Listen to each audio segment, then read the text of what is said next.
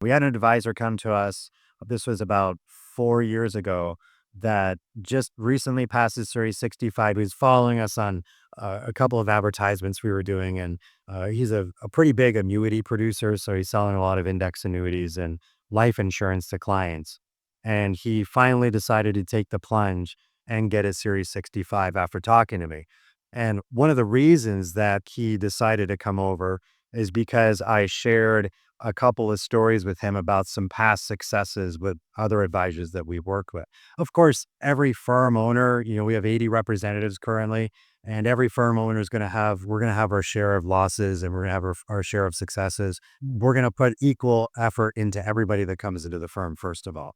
But this one in particular stood out because I love to talk about freedom and the ability to be able to do the things you want to do, the things that make you happy, the things you love.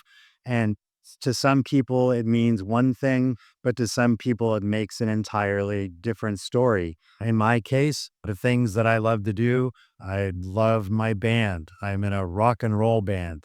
It's called Floyd Nation, and it tours. We recorded at Abbey Road Studios. We were the first Pink Floyd band ever in history to record at Abbey Road Studios in London, England, just this past January. And I'm super proud of that. But the thing is, the reason I was able to do that was because I had the vision and the foresight and the plan in my head as to how to get there ahead of time. Just like the representative that came in, he was the annuity salesperson. He was excited to get in the business, but not for the reasons that you might think. Oh, sometimes advisors come into the business and they're like, I want to make all kinds of money so I can buy a Mercedes.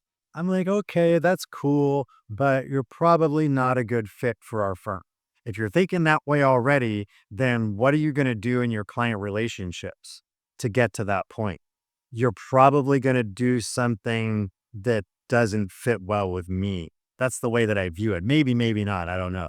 But most advisors that we run into that gravitate towards what we do it because they truly want to help clients. At the same point, we make sure that everybody also has a future plan and a future purpose to be able to do the things that they love to do. In this instance, where the gentleman came in, about $500,000 of assets under management, he loves talking to people, he loves making relationships, he loves helping out. But one of his passions in life is animal rescue.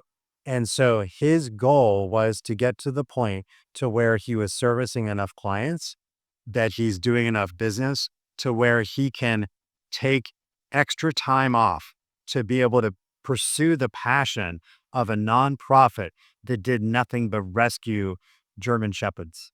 And that rep to me is one of the poster children of our firm because he successfully accomplished that goal, loving his life today.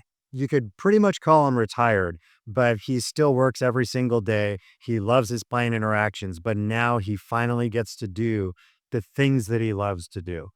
So the thing I have to say is just I urge you, if you've never thought that far ahead, we get to the point to where we work our asses off and we service these clients and all of our clients, we love them to death.